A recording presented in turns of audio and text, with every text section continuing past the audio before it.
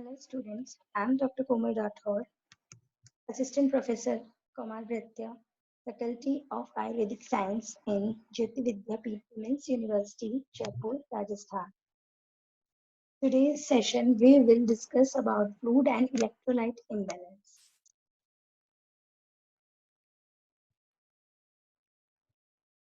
So first of all, we know objectives about fluid and electrolytes. So first of all, we have to revise the fluid compartment, sign and symptoms of fluid imbalance, assessment of fluid status, interventions for fluid imbalance, function of sodium, potassium, calcium, magnesium, and phosphate. That's all are essentials and for human body. Sign and symptoms of electrolytes imbalance, management of electrolyte imbalance, and the last acid base and prescribing fluids. It is the rare, so we will discuss in other sessions. Only talk about important ions, which is very important or beneficial in human body.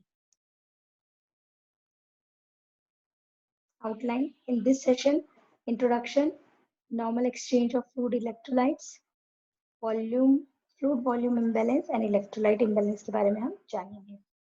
First of all, introduction. First of all, total body water is divided in intracellular, interstitial, plasma और transcellular fluids. So intracellular की बात करें तो intracellular में total body fluid जो है 50 to 70% total body fluid है water से बना हुआ, जिसमें से intracellular fluids अलग है और extracellular fluids दो अलग divided है. So intracellular fluids है वो 40% बनाता है total body fluid का, body weight का, और जो extracellular fluid है वो 20% बनाता है total body weight. Extracellular fluids ये टू सब डिवीजन है उसके भी, इंटरस्टिशियल फ्लूइड और इंट्रावेस्कुलर फ्लूइड. इंटरस्टिशियल फ्लूइड वो होते हैं जो कि सेल के बाहर होते हैं, और इंट्रासेल्युलर जो होते हैं वो होते हैं सेल्स, वेन्स और आर्टरीज के अंदर जो बहने वाले होते हैं वो, और इंट्रासेल्युलर है सेल्स के अंदर जो कि बॉडी का 40% वेट होते हैं.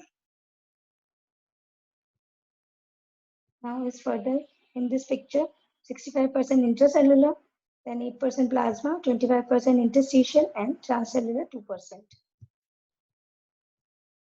Now compositions and fluid compartment. It is very important to know about sodium, potassium, calcium, and magnesium cations. Anion is the other subcategory.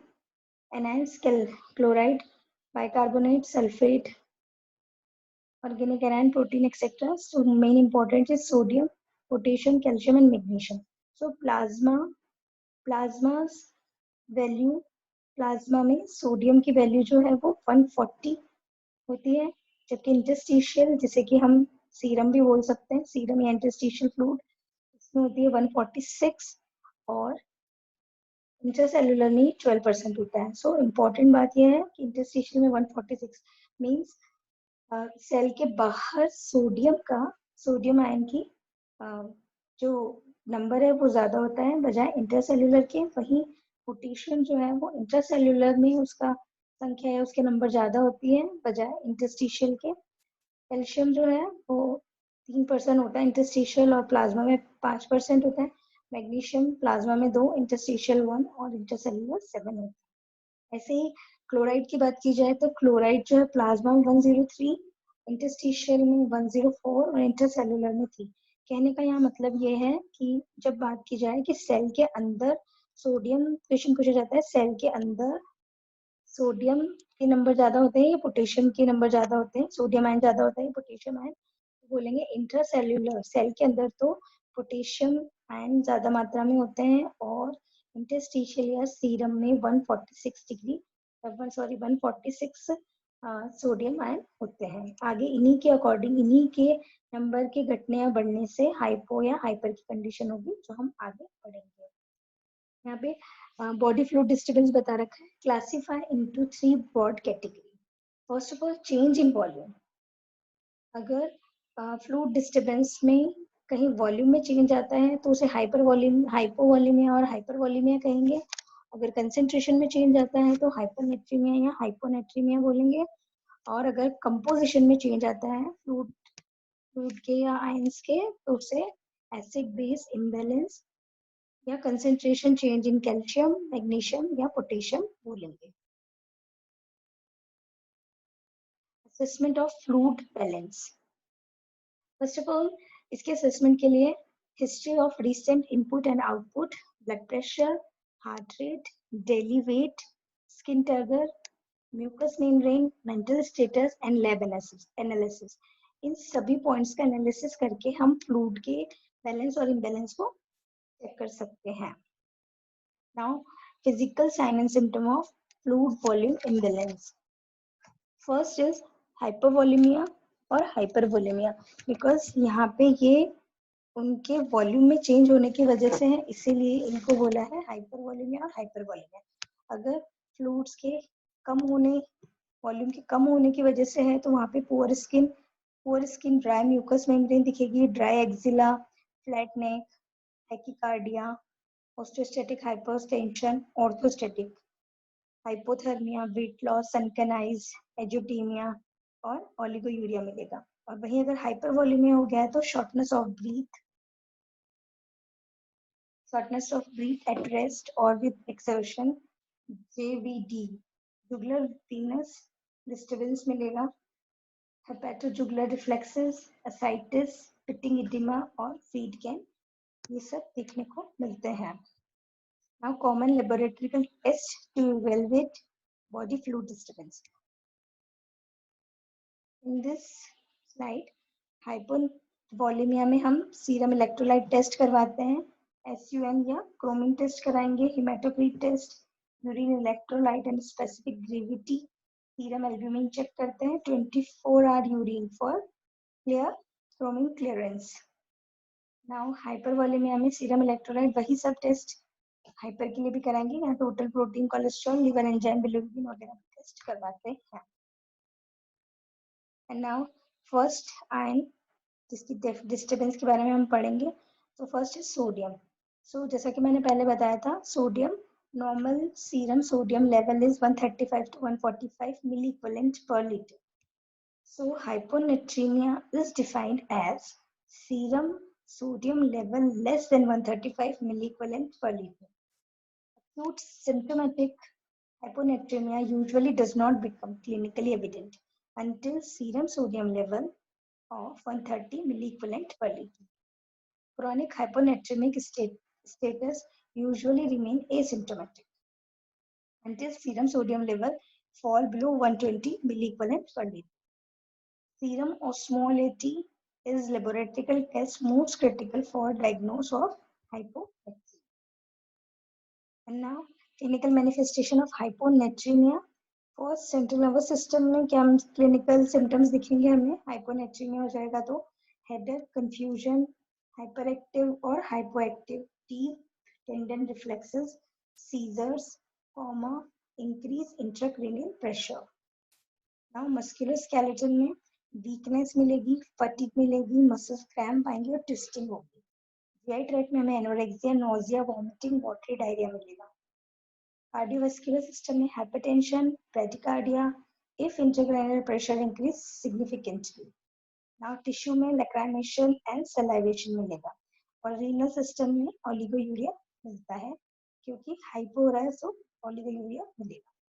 Now hypernatremia में सेंट्रल नर्वस सिस्टम में restlessness, letharginess, ataxia, irritability, tonic spasm, delirium, seizures, coma. Musculoskeletal में weakness मिलेगी, metabolic में fever, cardiovascular में tachycardia, hypotension, syncope and tissue में dry sticky mucous membrane, red swollen tongue, decreased saliva and tears. And renal में again oligouria. Now potassium level, normally serum potassium level is 3.5 to 5.1 milli. Hypokalemia, hypo like name से ही पता चल रहा है, hypo means कम होना, तो serum potassium level अगर 3.5 से लेस हो जाएगा तो हाइपोकैलेमिया। इसके कॉजेज हैं डिक्रीज डाइटरी इनटेक, अगर हमारे खाने में कहीं ना कहीं भी कहीं भी किसी प्रकार से पोटेशियम की कमी हो रही है तो उसे हाइपोकैलेमिया कहेंगे। गैस्ट्रोइंटेस्टाइनल लॉसेस लाइक डायरिया वगैरह में भी इस तरह की, इसमें सबसे ज्यादा पोटेशियम का लॉस होता है। रीनल लॉसेस में भी, सेल्यूलर शिफ्टिंग में भी। नाउ हाइपोकैलेमिया के साइन एंड सिम्टम्स। न्यूरोमस्कुलर में वही मसल वीकनेस, पैरालिसिस, रैप्डोमायोलोसिस, हाइपोरिफ्लेक्सिया। कार्डियक में EKG finding very important. Hypokalemia में कार्डियक फाइंडिंग में जब हम इलेक्ट्रोकार्डियोग्राफ कराते हैं तो टी वेव फ्लैटन या इन्वर्जन मिलती है। एजुकेशन एग्जाम्स में यूजुअली पूछा जाता है कि टी वेव का फ्लैटन और इन्वर्जन किसमें मिलता है? हाइपोकैलेमिया। यू वेव्स और एसटी डिप्रेशन मिलता है। यू वेव और एसटी डिप्रेशन, टी वेव का फ्लैटन या इन्वर्स होना। कार्डियक टॉक्सिसिटी टू डिजिटलिस, और अगर कार्डियक टॉक्सिसिटी हो गई डिजिटलिस से तो भी हाइपोकैलेमिया होता है। रीनल सिस्टम के अगर हाइपोकैलेमिया तो यहाँ पॉलीयूरिया होता है और पॉलीडिप्सिया होता है। गैस्ट्रोइंटेस्टाइनल में paralytic ileus is very important. Paralytic ileus, polyuria, polydipsia. Now, hyperkalemia. Hyperkalemia is defined as serum potassium level greater than 5.1 milliequivalent per liter. Causes of hyperkalemia: pseudo hyperkalemia, transcellular shifting, impaired renal excretion, excessive intake and blood transfusion. अगर ये सब causes होते हैं तो serum में potassium level बढ़ जाता है। Now, hyperkalemia के साइन एंड सिम्टम: न्यूरोमस्कुलर में weakness, paraesthesia, flaccid paralysis and cardiac में अगर हम इलेक्ट्रोकार्डियोग्राम कराते हैं तो हमें पीक मिलती है टी वेव्स। लाइक पहले हाइपो में वो फ्लैटन मिल रही थी, इन्वर्स मिल रही थी, यहाँ पे पीक मिलेगी, फ्लैटन मिलेगी। हाइपोकैलेमिया में पी वेव, प्रोलॉन्ग्ड होगा पी आर इंटरवल, वाइडेंट होगा Q R S, ventricular fibrillization मिलेगा और कार्डियक अरेस्ट होगा। तो हाइपर और hyperkalemia is a very important sign and symptoms which is asked in examinations, many examinations. Treatment for hyperkalemia, treatment ये होगा कि calcium gluconate से उसको ट्रीटमेंट देंगे। डोजेस होगी 10 to 30 ml in 10% solution intravenously. Rationale में मेम्ब्रेन स्टेबलाइजेशन करेंगे। Sodium bicarbonate देंगे 50 milliequivalent intravenously, shifting potassium into sales.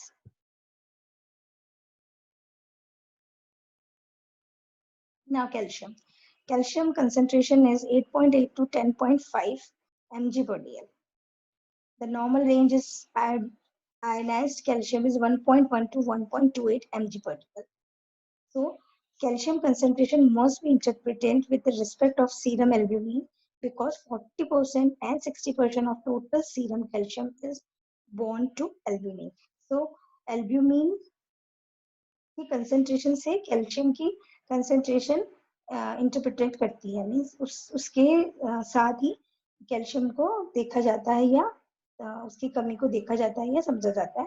यहाँ पे बता रखा है कि नॉर्मल कंसेंट्रेशन इतनी है और ये 1.1 से 1.28 इसकी रहती है mg पर dl।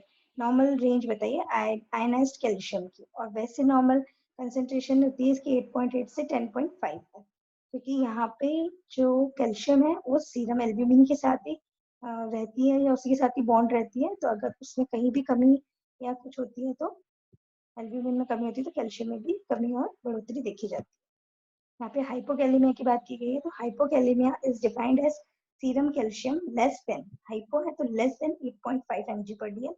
इसके साइन सिम्टम बता रखे हैं: hypertension, laryngeal spasm, paresthesias, tetany, anxiety, depression, and psychosis. In adults who have normal renal function, calcium replacement is 1 gram in 50 ml dextrose, 5% in water or normal saline. Intravenous solution should be administration for 30 minutes. If hypo की condition हो तो hyper में serum calcium greater than 10.5 mg per dl हो जाता है। तो sign symptom इसके hypertension, bradycardia, constipation, anorexia, nausea, vomiting, nephrolithiasis, क्योंकि हाइपर है तो किडनी में स्टोन्स हो जाएंगे, बोन पेन रहेगा, साइकोसिस होगा और प्रोडाइटिस भी रहता है। So treatment include hydration with normal saline, bisphosphonate calcitonin, glucocorticoid और फोस्फेट, ये सब हम उन्हें देते हैं पेशेंट को अगर हाइपर कैल्सीमिया की कंडीशन हो तो. Now magnesium is very also important. Magnesium concentration in the extracellular fluid range from 1.5 to 2.5 mg per dl. Extracellular fluid range. Uncorrected magnesium deficiency impair repletion of cellular potassium and calcium. Hypomagnesemia is greater than 1.8 mg per dl. Sign and symptom arrhythmias, prolonged PR and Q interval on electrocardiogram, hyperreflexia, fasciculation, Chauveau-Stick and Cosio sign जो कि पैरेस्थेसिस में आता है. अब यहाँ पे हाइपरमैग्नीसिया और हाइपोमैग्नीसिया के सिम्टम देखेंगे. हाइपर जैसा कि serum magnesium greater than 2.3 mg per dl. Sign and symptom included respiratory depression, hypotension, cardiac arrest, nausea, vomiting, hyperreflexia, and somnolence. Treatment for hypermagnesia may include calcium infusion, saline infusion with the loop, diuretic, or dialysis. Phosphate. Normal phosphate level is 2.5 to 4.9 mg per dl. So hypophosphatemia is the hypo serum phosphate less than 2.5 mg per dl. Symptomatically, hypophosphatemia usually less than 1 mg per dl. So signs and symptoms are found in letharginess, hypotension, irritability, cardiac arrhythmias, and skeletal demineralization. 1 millimeter of phosphate supplies 1.33 milliequivalent sodium or 1.47 milliequivalent potassium. So जब भी हाइपोफॉस्फेट की condition आती है तो हम इन दोनों को मिला के IV सॉल्यूशन लगाते हैं. Now hyperphosphatemia is defined as the serum phosphate greater than 5 mg per day. Pruritus is the only remarkable symptoms of hyperphosphatemia. So treatment is dietary. Hyper है इसलिए डाइटरी फोस्फेट रिस्ट्रिक्शन कर देंगे. Phosphate blinders, calcium acetate और carbonate binders. Hydration to promote excretion, hydration करेंगे ताकि excretion के through extra phosphate बाहर निकल जाए. D50 and insulin is shifted phosphate into cell. So that's all about fluid and electrolyte imbalance. Now next session we will talk about in further more ions and acid base. So that's all for today. Thank you.